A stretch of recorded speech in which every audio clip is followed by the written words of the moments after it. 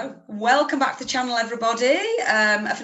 We can now say this is a familiar sight, me and Teresa in the same screen, because if you haven't met Teresa before, when I do that, see, that's me pointing at you, but I've known before that you might be actually over there from the viewer's point of view. She's somewhere here. Anyway, so this is Teresa. We've done a video before together, and if you haven't seen that, make sure you go back and watch it because it's brilliant. Obviously, Teresa is a behavioral psychologist. So we talked about all the behaviors around comfort eating, why we do it, how to stop it, and all that stuff. So if you are interested in that, go back. It's one of my previous videos. It's fantastic and it's definitely worth a watch. And it's because of that video that leads us to this point today, because one of my own personal training clients, I'll give her a name check, Carol Baines, thank you very much. She actually is a counsellor herself, and she watched the video and was interested in the content, obviously, but also particularly interested in Teresa's own personal journey, because during the video she mentioned the fact that she has herself lost a lot of weight, and her journey, I mean, we talked around the 11 stone mark, so I think even I was like, wow, that's amazing. So Carol mentioned, would you think Teresa will be prepared to tell her own story? Because a lot of people get inspired by actually hearing someone tell their own tale, rather than me sit here and say, this is what you do, and if you do this, you'll lose weight and it'll be fantastic, you'll feel great. It's always fabulous to hear someone else who's actually been through it and lived it, and you might identify more with. So that's what brings us to today. So obviously I asked Teresa if she would be happy to tell her story, and she was, which is fabulous. So it brings us here. So I'll pass straight over to Teresa, and basically I think what we're going to do is just start way back at the beginning, and when we go back to sort of maybe childhood, where the sort of weight started creeping on, or maybe what was the reason behind that. So yeah, I'll just hand over. I might interrupt now and again to ask questions, but I'll try not to. It goes back to when I was a fetus. Not quite that long. For anyone who wouldn't know me, I am actually adopted, so this is actually relevant. Well, it will be. Yeah, so there's loads of research that shows things like the nutrition that we're exposed to when in the fetus actually impacts our development, and actually even the foods that we're exposed to within the uterus are kind of linked to what we like later on. Yeah. Turns out when I met my bio mum, her diet is not very good. It consists of chocolate. I have never seen her eat a fruit or vegetable in my life. Wow. When did you come into contact with your biological mum? When I was 19. Right. And was that your choice to do that? Yeah, because it's always put along the lines of the child who is put up for adoption, that they can go and seek out the person, not the other way around, because it's to do with like anonymity and protection and confidentiality. That makes complete sense, yeah. Yeah. So it's interesting because it's almost like on day one, I was exposed to like not good diets. I was asking her like, oh, did you take things like folic acid and stuff? And she's like, what? What's that? I was like, darn, I could have been. That flavor of chocolate? Yeah, essentially, like very, very little awareness of nutrition and, the things that you should eat when pregnant, and indeed what you should actually eat in general. Yeah. So then obviously I went through an entire gestational period not being exposed to all the nutritional needs I should have been, and then I was put into foster care because before you get adopted you get put into foster care. Nowadays there's a much quicker adoption process. They don't want a kid to be in foster care for very long. It's to do with attachment theory, because the initial couple of months are all to do with like our initial attachments to our caregivers. So, it's quite critical. The first 6 weeks, you tend to just be like, meh, whoever is there, I'll attach with them. They'll do. There's no discrimination. No. But I was actually put into foster care for about 7 months. Wow. So there's some research to indicate that things like your early lack of attachment can impact your emotional functioning later on. And I was put into a foster care with, I think it was 6 other kids. Wow. And I was a baby, and they had all collectively decided that I was their toy, and nobody communicated with each other as to who was feeding me. Plot twist, everybody was. So my foster dad, my foster father, and 6 kids were all feeding me. So by the time that my adoptive parents got me, I was 6 months old, but I was already in clothing for 18 months old. Oh, crikey. Right. Yeah, there's a picture of me in the foster home where I was still flexible at the time. I'm echoing the words of my PE teacher, flexible for a fat girl. Yeah, and I have my legs at a 90-degree angle. It was before I'd even started your stretch and tone classes. Oh, you started your muscle memory, literally. Yeah, I am a very flexible girl. But there's like, all you can see is chunk, just a chunky arm. There's no wrist, and there's just a chunky hand. And I have a rusk in my hand. Oh, who gives a rusk to a 5-month-old? Oh, but I was determined. I had no teeth. I just knew if I kept it in there long enough, it would eventually solve. Yeah. So we know a lot of like early life and development and the things that we're exposed to early on really impacts our development. When my parents adopted me, they were actually told by the social care workers, you need to put her on a diet. And my parents were like, but she is baby. Yeah. How do you put baby on diet? Yeah. And to be fair with them, they were fantastic. But I had obviously learned within those first couple of months a really inappropriate relationship with food. And there's loads of research to show things like denying food if it's in the house, like if there's sweets or whatever in the house, and denying them, that actually makes it like the forbidden fruit. Be like, I really want this now. So my parents were really good. They never had it in the house. They never had any like sweets or junk food or whatever in the house. But then when I would visit other people's houses, I was like, this is exciting. Yeah. This is fantastic.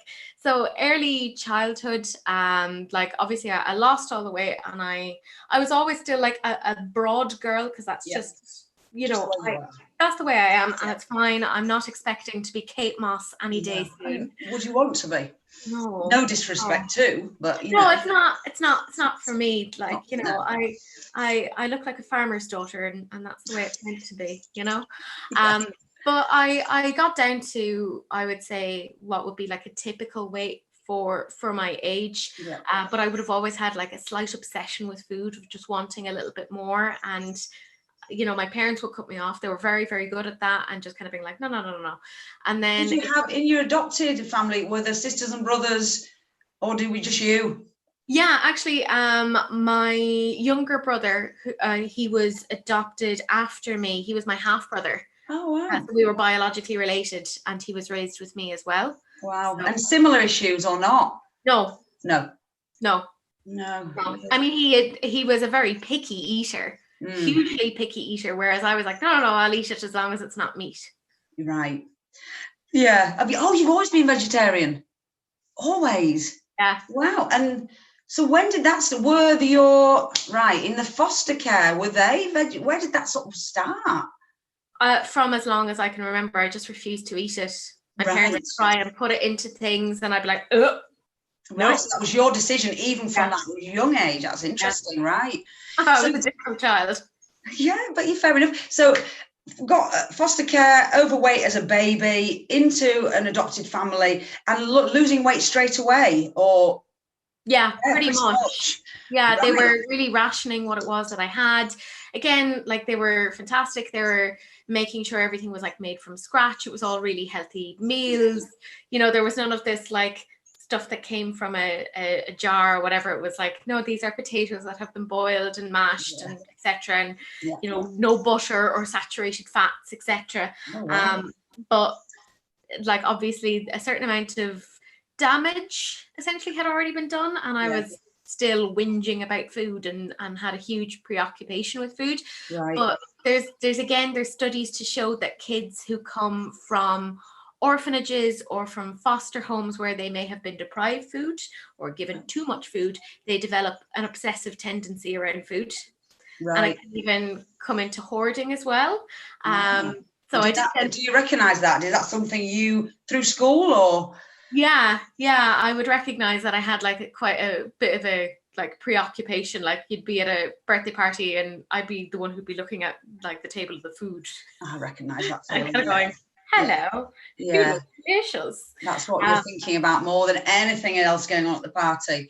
So is this, so basically saying then from school, did the weight just start to come on again, or? Yeah, once I hit teen years, because then I had a lot more autonomy and I could go out and do things, and you weren't as controlled by parents at that point. Yeah, because they did really good, like monitoring me and kind of making sure I was taking care of myself. But teenage years are difficult. It's when all the hormones hit in, and girls always put on weight anyways, or they generally put on weight when it comes to teenage years, because obviously the fat index increases. Yeah. Because that's just how it works. How we are. And from, I think it was the age of about 13 or 14, that was when the constant dieting started.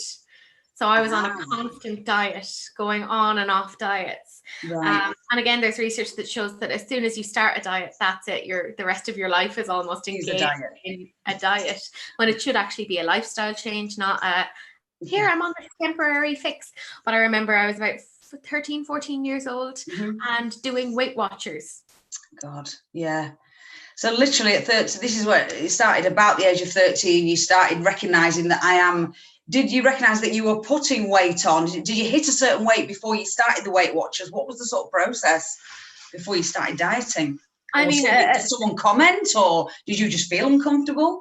Yeah, I mean, there were comments, like, I mean, yeah, it wasn't even just from kids. That's the thing. I went to an all-girls secondary school.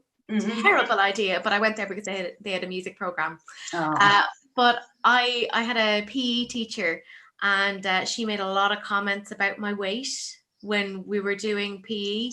Nice. So at one point, there's like this flexibility test that you have to do, that you have, there's like this block. Yeah, you know the one. Reach. Yeah. So I reached my toes, and she was like, okay, can you reach further? And I was able to put this much of my hand past my toes. And she was like, oh God, you're very flexible for a fat girl. In front of 40 other teenage girls, who then started to titter and laugh. And I was like, great. Oh, she is still practicing as a teacher. Really? Which I'm like, see this video. Hi, Miss Leonard. Yeah, hi. Thanks for that. So you were really helpful with all of my trauma. The fact that sticks into your brain, that was a pivotal moment for you, that was just like, right, let's start the diet, which is then a yo-yo. And and so throughout the dieting, throughout your sort of later teenage years, was the dieting still included with constant weight gain, or was it very much up, down, yo-yoing? So I'd do a diet, I'd lose a load of weight, and then I'd be like, I'm done with this diet now. Yeah. And then it all click on. Yeah. And I'd gain all of the weight that I had lost, and then some. So then it'd be quickly, let's find another thing that I have to do. And I would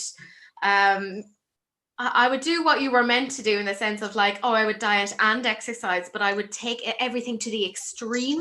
Yeah. That I'd be like, right, okay, I'm going to do an hour and a half of exercise every day, of extreme, not like moderate exercise, like, I mean, hardcore exercise, and I'm going to eat maybe 700 calories, like sustainable, like not sustainable at all. No. But it was also like, I want to see results quick. And that's and I did. But again, your body goes into shock because it goes into starvation mode. And then as soon as you, because it's all to do with epigenetics, and it changes, the way that your body interprets things. Your body basically kind of goes, we could be due for another famine any day now. Quickly, pile the weight back on. Well, it's not bothered about you looking good. It just wants to make sure you are going to function, that the brain stays functioning and all the vital organs. So, it doesn't really care about you looking good in a bikini. Let's be honest. It is about survival, isn't it?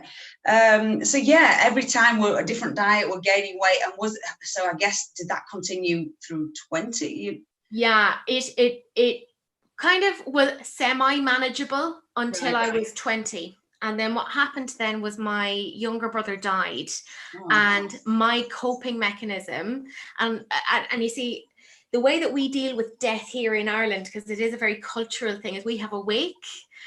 So people come to the house and they bring food.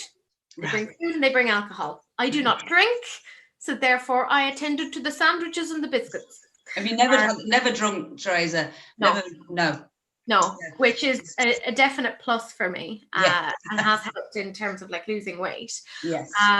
But that was my coping mechanism. Right.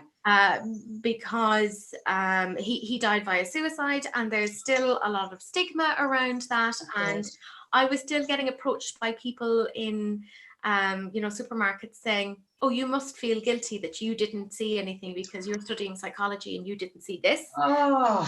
So I turned then to food. And like people would say this to me as I was out shopping for food, and I go in with the best of intentions, be like, I'm going to go buy fruit and veg, and I'm like, right, well, I'm just going to buy a family size bar and just eat that myself. Yeah. Because it's part of a punishment thing as well, of like you don't deserve. So it was as much about like kind of dealing with emotions as it was about like punishing myself and making myself feel bad.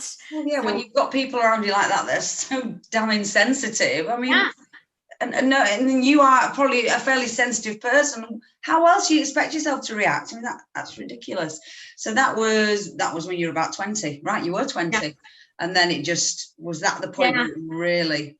Yeah, that was when, like, I had always been, like I said, I'm a broad girl, big hips, big shoulders.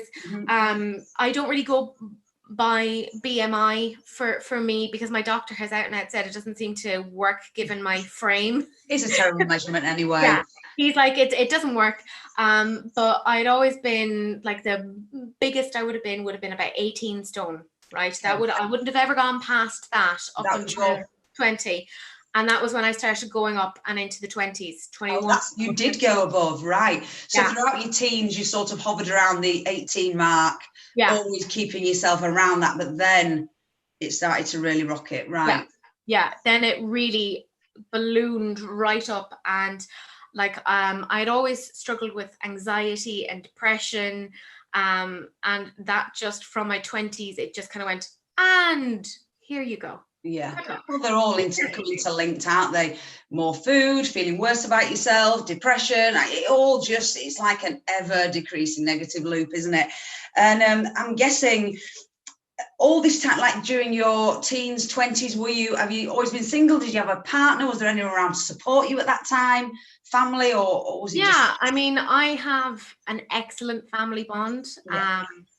Really, really close with my parents. They've always been fantastic with me in terms of like helping me with my mental health. I have a fantastic group of friends. Again, really, really great. I was in and out of long-term romantic relationships, like 2 years type of thing. But it was more, it wasn't even that I didn't have support from other people. It was that I wasn't supporting myself. That there was always like, whenever I would start something, like start a new lifestyle change, I could hear in the back of my mind, I was like, I wonder how long this will last. Yeah, this isn't gonna work. Yeah, I'd almost start to self-sabotage, which is like really quite interesting. Yeah, well, it is, but so many people will recognize that self-sabotage thing, where something negative happens and you just try and deal with it. Well, just comfort eating, exactly like we talked in the last video, in the hope that I can make myself feel better by eating this food, and then realizing actually now I feel worse because now I'm further up the weight thing. And it's like I say, a negative loop. So how far did we go before something said to you, right, I need to change? Yeah, I mean, I was in my, I'd say mid 20s, so 26, 27, when I was like, okay, this is really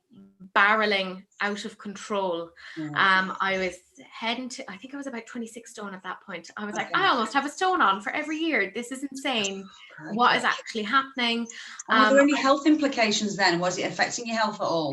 It was starting to. Yeah. Like if I kept going, there would have been permanent damage. And my doctor was very good. He was outlining things like, your blood sugar is increasing. It's not diabetic yet, but we're getting there. We're getting there, and you have the opportunity to do something about this. So take it and do something with it. You know, again, cholesterol was going up, but it wasn't at the danger level yet, but that's exactly when you should be intervening. I guess you do, I suppose you do know your biological family. Was there any, do you know if there was history of diabetes in the family, or was right? Massive Well, with her chocolate diet, you can't really see any less, I suppose. Yeah. So and what about joints? Did you have any joint issues at that point? I had major back issues. I had, and still do have, a slightly dodgy knee, because particularly my left knee, because obviously you bear a certain way, and when you're carrying that much weight, and I'm only 5'3". Yeah, and still the joints you were given when you were like, 12 stone, still the same joint, but now carrying double the weight. Exactly. So I was putting a huge amount of pressure on that, and I would notice, like, I couldn't walk very far. I hated if somebody said, like, oh, do you want to go for a walk? Because I was very aware, not that I didn't want to go for a walk, I'd happily go for a walk by myself, but I was very self-conscious about going for a walk with somebody else, because I would be aware of my breathing. And that it was very labored and I was struggling with it. Things like, I was working in a psychology department in England, and I was on the bottom floor where there weren't many other lecturers, and every time I'd have to go and have a meeting with another lecturer, I'd have to climb the stairs. But I would leave 5 minutes early so that I could climb the stairs and stand there for a little bit to catch my breath. And I was always going to be sweaty, because I had just carried twice my body weight up the stairs, and it had, whacked it out of me. So I had to stand there, but I also didn't want to make a spectacle of myself of standing there. So I'd try and find a reason for why I was standing there, which was usually like, I'm looking at a very interesting information board. Yeah. Oh, crikey. So it was things like that I was like, oh my God, you need to do something. But even like, I knew I had to do things like exercise, but I couldn't exercise because it was just too much weight to carry around. Well, it's so true. And there's so many people, I say, when people of that weight, in getting into the 25 stone mark, like, I need to go running. No, you don't. Do not try and run. Think about the pressure you're putting through your joints. Just take yourself out for a steady walk, or let's just address the food and deal with that later. Because it's dangerous. Your poor joints, a lot of pressure on them. So you were at that point, you were like, well, I can't exercise, or if I can, it's just walking on my own. So I guess you took the diet route in a sensible way, or not? Well, what happened was, I had realized at this point I had essentially 15 years of diet, lose the weight, put it all back on, put extra back on. And I just said, I can't do that again. Like, I emotionally can't do that again. And I said, it sounded so dramatic, but I was like, I can't do that to myself again. I can't go through a thing of having everyone go, oh my God, you look so great. And then, look at what you've let yourself go again. And I couldn't emotionally go through it again. And I was like, right, what can I do? So I talked to my doctor about it, and he said, well, like, I know it's a very extreme measure, but have you thought about the gastric sleeve? Right. Because that is very extreme. And I looked it up, and he kind of chatted it through with me, and I was like, I don't know, like, would I be a proper candidate? And he was like, well, why don't you just go and refer? Like, I'll refer you forward, and you can talk to the surgeon and the team on that. So they're like, obviously you have to go through a whole chunk of psychological profiling before they'll even think of doing a surgery with you, because they're like, we need to see what the story is. But weirdly, because I was an emotional eater, they were like, you're kind of who this is made for. Really? Yeah. So they were kind of saying, what you tend to do is binge eat. And I was like, yeah, that is what I do. That's And they're like, the profile of people who do well on this diet are the people who have lost loads of weight, and then they put it back on, and then they yo-yo dieters. And did you get a choice of different, because obviously there's sleeve, gastric band, bypass, there's different options. Did you get a choice, or did they just say, this is the one you need to do? Yeah, I had a choice, but it was very much an informed choice via the surgeon. So they're the three ones. So there's the gastric bypass, and that's where they basically remove a big chunk of the stomach, but also part of the intestines. Yeah. And the surgeon said that he wasn't willing to do that himself ethically, because he felt that it really impacts things like the absorption of vitamins and minerals. And he said that long term, the studies weren't always showing what it was that you wanted. Interesting. So I said, okay, well then that one's Out. We're not doing that. He was like, it's super extreme and it's not really worth it. And I was kind of like, okay, this is the guy who's going to make money off me potentially doing a surgery. And if he's saying don't do that one, I'll go with him. Yeah. Yeah. You know, defer to expertise. Yeah. And I had done all my research on him because I'm a nerd and I like looking at. It's a big decision. Yeah, and I'd read all of his research papers, and I knew he had been like essentially one of the top surgeons in Ireland doing this. So I was like, oh, okay, he knows what he's talking about. Yeah. And then he said, okay, so your two options then are gastric band or gastric sleeve. And he said the gastric band, the issue with that is it constricts the stomach, but it can actually loosen. And it can actually lead to you having to have lots of repeat surgeries. Oh, wow. You have to go in via a port to have it changed and checked every couple of months or years. Right. So he said, look, as far as I'm concerned, that probably wouldn't work very well either. And he was like, you're a young woman. You don't want to be coming in and having lots of additional surgeries. He was like, probably for somebody who's in their 50s or 60s, that would probably work better because it's not as invasive. But for you, I don't think this would work out long term. So I was like, okay, so that leaves us with the gastric sleeve. Okay. And he said, okay, so the story with the gastric sleeve is it removes a considerable portion of your stomach, but you're still left with the intestine. Right. And they can do a keyhole. And essentially what it does is because your stomach is so much smaller, you just don't feel hungry. Right. It's reducing the volume of the stomach. Yeah. Well, it's become a sleeve rather than a pouch. Right. Yeah. Okay. Yeah. So you don't feel hungry. Like I'd often have to remind myself that I have to eat. Right. And because it's taking up so little room, you have to be careful about how much you eat because your stomach can't contain it. So you have to learn portion control.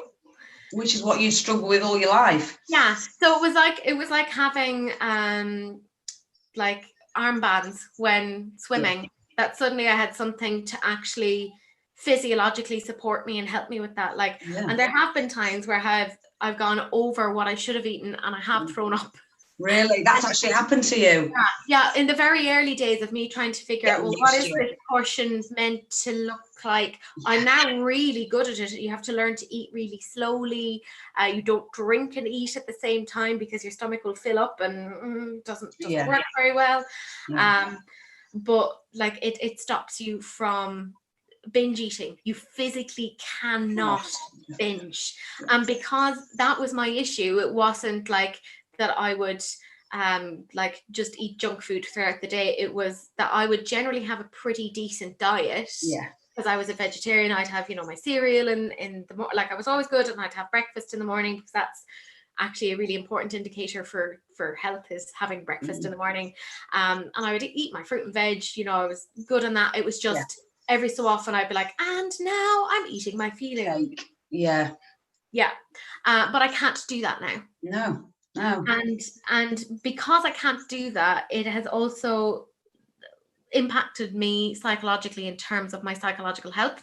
Right. Because when you're not left with the crutch that you once used, you have to try and develop something else. Yeah. So another really nice unintended outcome has been that I have become a lot better at expressing myself and expressing my feelings and seeking out help and support when needed, whereas I wouldn't have done that before. No, you'd have seen you find comfort in the food. Yeah. I was like, well, this is this works for me, but now I don't have that.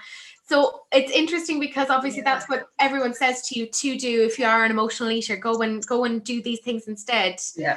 But when the crutch is there and it works so well, it's easy. You kind of go hobble over to the corner and you grab that instead. Whereas now I've had to actually develop these particular things. So now my preoccupation with food isn't there. If anything, I have to remind myself to eat sometimes. So what, you say you were about your mid-20s when you had the op, or late? I was 29. Oh, late. 29. Yeah. Right. And so, yeah, recovery-wise, was it quite a big deal, or easy peasy, or? I've to say this with a pinch of salt because I actually have quite a high pain threshold. Right. I didn't take any of the pain meds that they gave me after the operation. They had given me morphine, but I didn't want it because I don't like pain meds. I like being very alert. As part of why I don't drink, I don't like the fuzzy brain feeling. And I was up and walking within, I think, about 3 hours of coming out of surgery and waking up. They recommend that anyways, because obviously it decreases the issues around clots, and the nurses will come in and poke you and be like, get up. How to move. In a loving way, because they're fabulous. But like, I was in for one night after the surgery, and then I was back home the next day. Wow, that's brilliant. And literally from that next day, I guess you had to re-educate yourself on food. Is the foods now that you used to eat that now you don't eat, or is it just a case of everything's just got a little bit smaller in terms of portions? Are your tastes still the same? Yeah, everything tastes the same. You have the same taste for food, you still like the same things? Yeah.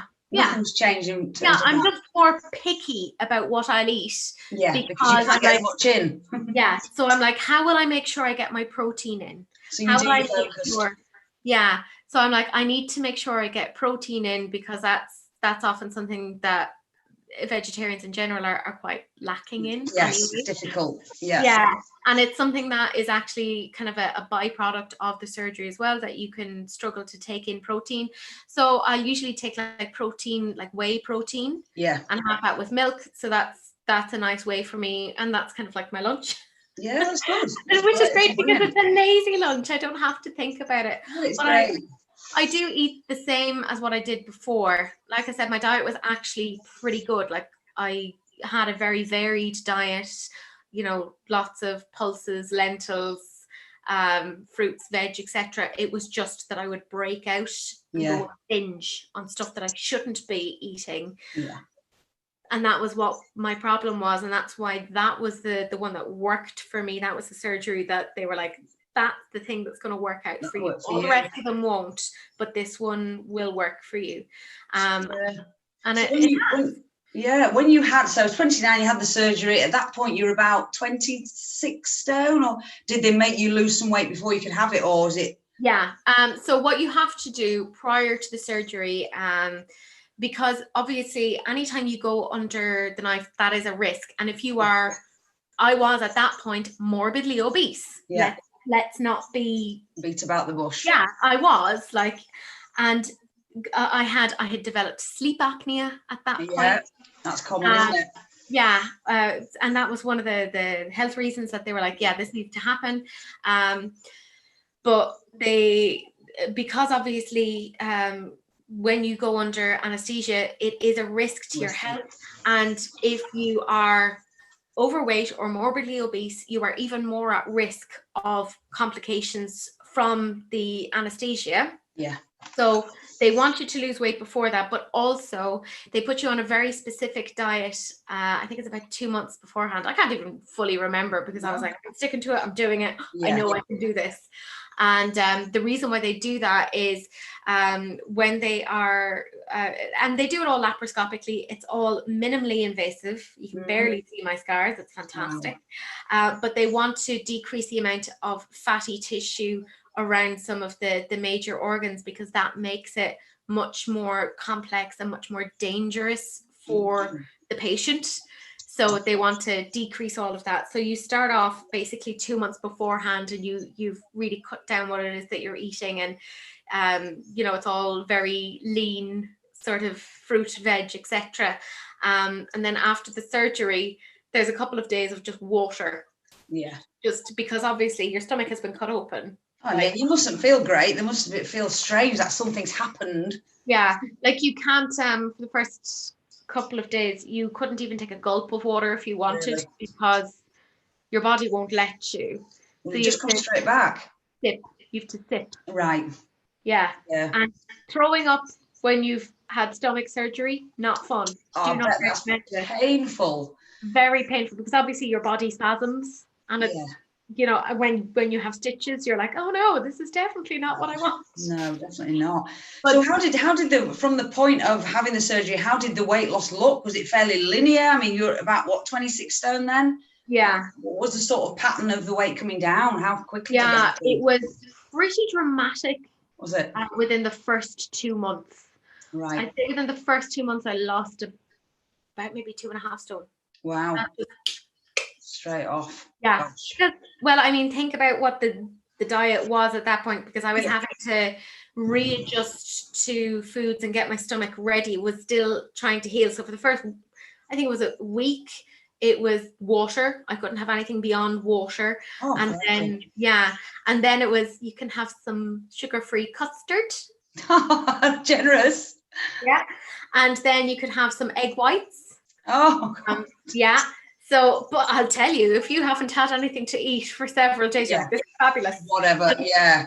And again, you learn, because, you know, I kind of delved into it early on, and then I was like, oh dear, I have eaten too fast. Right. Too close to the sun. I now must go and throw up. Oh gosh.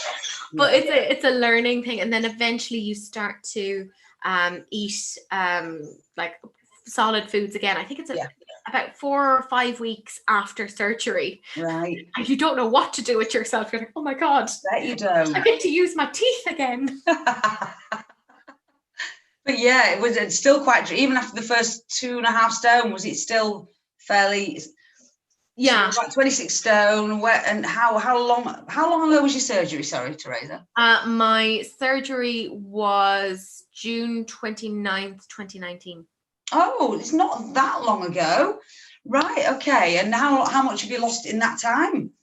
That's about the 11. Yeah, about 11 or 12 stones, something like that. I don't really tend to weigh myself. And the reason why I don't do that is I'm very aware of my obsessive tendencies. Yeah. Like I said earlier about how I would go to the extreme of like going, oh, I'm going to exercise for a ridiculous amount of time, or I'm going to eat a reduced number of calories. Part of that would come from seeing a number on a scale.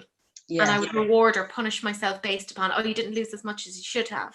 So now I'm just more focusing on physiological consequences. So I can now run up and down the stairs without getting breathless. Yeah. Like, you know, if I am getting ready for work in the morning and I'm having to go to the car and I realize I've left something upstairs, I can run up and down and not have to schedule 5 minutes.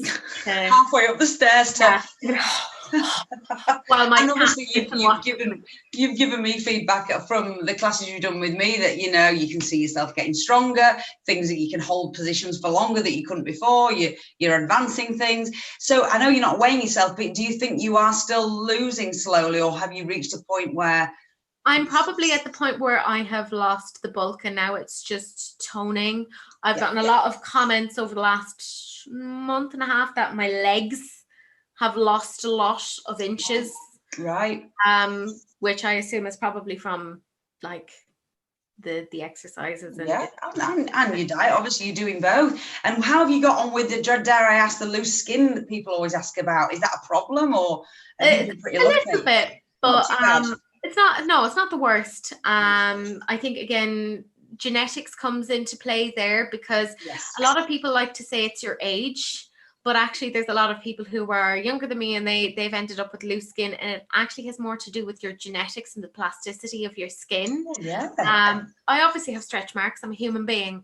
Like everyone does. Yeah. Normal. Sorry, but we're not all airbrushed. But no, it's not that bad. And like I've talked to my surgeon about it, and he's basically said, look, if it is something that bothers you, there are follow-up surgeries that can be done to, you know, get rid of those. And I'm like, yeah, I'll probably take you up on that. You will.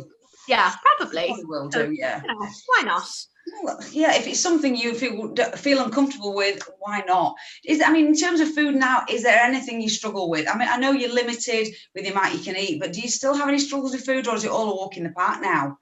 It's much easier now. I think my main struggle at the moment Well, not at the moment, because obviously we can't go anywhere or do anything because, you know. Yes, you're still on lockdown, aren't you? Yeah. My weird thing is still partly my cognitions around food and the way that I know, or I think people are perceiving me. Really? For instance, I'll go out for food with somebody, but the thing is, I can't eat a whole meal. I can't. I physically cannot. No. I can barely finish a starter. Yeah. Barely. So I'll order a meal, but I don't want to make a big thing of it. And then a waiter will come over and be like, why haven't you eaten this? Yeah. And in my mind is saying, they're asking you this because they see that you're a big girl and they think that you should be eating all of this, or you've probably eaten a whole chocolate bar or something before you came in, and you've, fed yourself up, and you're trying to make it look like you don't eat that much and you're not one of those girls.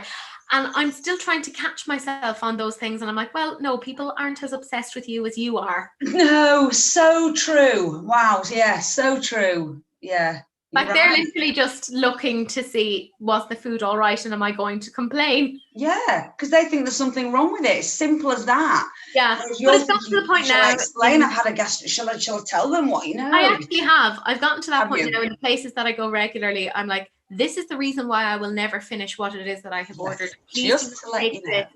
And now they don't say anything to me at all. No, but they know, yeah. So your struggles with food now, aren't they? Physical eating, that's what people might be thinking. Yeah. And that's and I catch myself on that, and I'm getting a lot better at that. But like, I don't want people to think that this is like a, oh my God, it solves everything. It's fantastic. It's a cure-all. There's still like other negative side effects. I know so one of my other clients had the bypass. That's the one where they get rid of it, and like you said, with the absorption, there's things you have to take in terms of supplements. Do you have anything like that you've had to do in terms of aftercare? No, like I would have always taken like vitamins and minerals anyway, because I'm a vegetarian, and always that, oh God, am I getting enough vitamin B? Or iron and B12 and iron and stuff, yeah. Yeah, so I would have generally done that anyways. But no, like, I've been quite lucky in that sense. You have. It's great. So if you had to go back now, would you do it the same again? I would have done it years earlier. You would have done it earlier and followed and got the so you definitely happy with the result. And when you look in the mirror now, are you accepting of yourself, or do you still see that person at 26 stone? I still have to catch myself. And because there is still that inherent cognition of, you are not worth it, you are not blah blah blah. So I have had to engage with myself to a certain point where I will sit in front of a mirror and now say at least 5 things that I like about myself. They have to be 5 different things every day. Oh wow, that's tough. Yeah. So it shouldn't be, but it is. Yeah, but I scheduled that in. And the reason why you do that is you are building new neural pathways, and you're basically building a habit for yourself. And I have found that has impacted things like my self-esteem and like my confidence, because we talked about things like social support, etc. And part of my issue with eating was emotional eating, but it came down to self-esteem. And I was looking for other people to fix my self-esteem when it wasn't their job to do that. That was mine. And I didn't know how to do it. I didn't have the tools necessary to do that. And this has kind of forced me to do it in a semi-uncomfortable way. But it made me, it's like, when you take the stabilizers off a bike and you make a kid go down the road with it. I've wobbled a bit, but it's in general been, the fact that you were a psychologist and a behavioral one, it helps that you understand what's going on here. Yes, it's still hard because you've got to actually engage the thought. It's very easy telling other people stuff, but doing it yourself is a different thing. But the fact that you've got that knowledge, and that's a great idea. Actually, just say, it sounds a bit cheesy, but it's a great idea. Just keep acknowledging that, yes, I am great. I look fabulous. Look what I've achieved. Yeah. And so many people would, are going to be inspired just by hearing this, hopefully. But it's brilliant. So it's fantastic. It's such a great story. So where do you see yourself now? Do you see in the next 10 years, what are you looking to achieve just to maintain? Because that is the hard bit. Yeah, I mean, I'm guessing the sleeve stays in place. It doesn't get taken out, or is that a thing? no, this is a permanent thing. They have removed. They have that's removed important for people to realise. Yeah, This is a big decision. there's no takebacks. No. Yeah. That's why they do psych profiling with you beforehand. You can't just stroll in and be like, hello, Mr. Surgeon Man, could you please remove a part of my stomach? Oh no, I don't feel like it anymore. No, it's a big deal. You have to go through like a lot of counseling, and they have to see, you know, how vulnerable you are, and if maybe there's something else that's underlying part of that. That's a big chunk of it. That is a big chunk of it, and it is so important for it is a big, like you say, it's a massive decision, but no regrets from you. You've done it, it's been successful. Is there things that could have gone wrong? Say if you had have eaten way too much, can you cause damage to the sleeve or anything? Is there things you could, or is it just a case of you're sick? Yeah, it would be more that you would like, no more than like say with a bulimic, so somebody who has bulimia, if you kept binging and then making yourself sick, you're going to damage things like the enamel on your teeth, you're going to damage your esophagus, it's going to really impact things like your stomach lining, and obviously then it impacts things like the absorption of your minerals and stuff. Now you can absolutely cheat this. If you wanted, you absolutely could. Right. What you could do, if you were mental enough to do it, is like take like a load of Mars bars or something and put them into a blender and liquefy them and eat it. But that's the only way that you could really cheat it, is to drink your calories. And high calorie food, right? Yeah. And because, again, this is one of the things, they look at your diet before you go in. And because my diet was generally pretty good, it was just bits of where I was eating solid food, because I don't drink coffees or cappuccinos or mocha, frappa, Chino stuff. I never got into it. It didn't suit me. I was just, no, it's tea or death. Tea or water. Or death. That's it. And because I didn't drink alcohol, you know, wines, beers, etc., they're very calorie laden. Yeah. That's how you can cheat it, because the stomach can obviously, it's made to let liquids pass through it pretty quickly. Yeah. So that's how some people can cheat it. But because my profile was already like, no, I'm not really. You're not into that. Like I wouldn't even drink like Cokes or things like that. Like I would drink diet drinks, which, by the way, if you have a sleeve and then you try to drink something that's carbonated, good luck, because it hurts. Oh, can't you drink any carbonated drinks? You can, but it's not pleasant. No. And because obviously the carbonation, it kind of makes your stomach expand. Right. And because your stomach is already quite small, it becomes very uncomfortable very, very fast. Yeah, that makes sense. Yeah. So there's a lot to think about. And I guess, why would you want to cheat the system when you put yourself through an operation like that? It doesn't make sense. If you, to do something that big, you must be serious about it. And I'm guessing, look, if there's people watching this that are at that stage where they feel like that's their only option, naturally we'd love it if you'd be able to all just do it by diet and exercise. That would be the perfect world. But there are people like yourself that are just at that point where they can't see an end and they need to take one of these options. And if there is, I guess there's someone watching who has that and has questions, you know. Yeah, fire them down below. Fire them, yeah.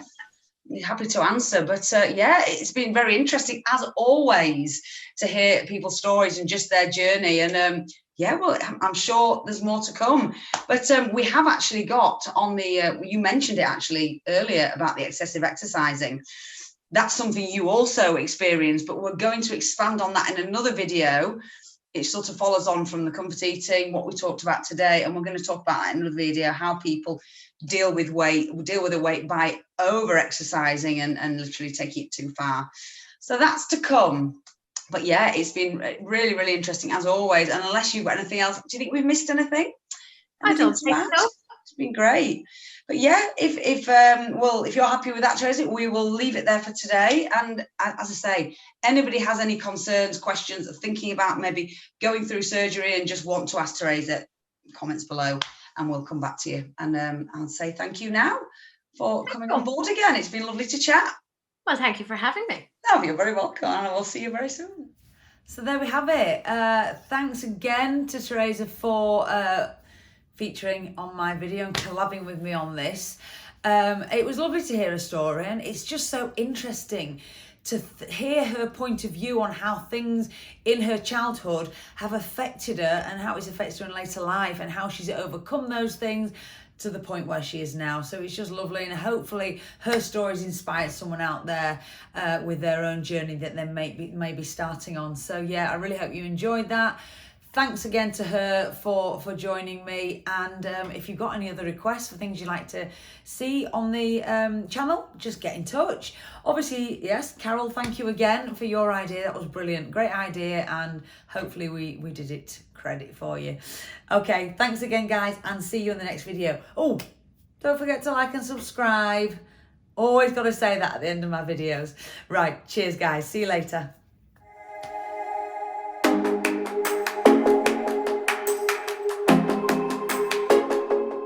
Thank you.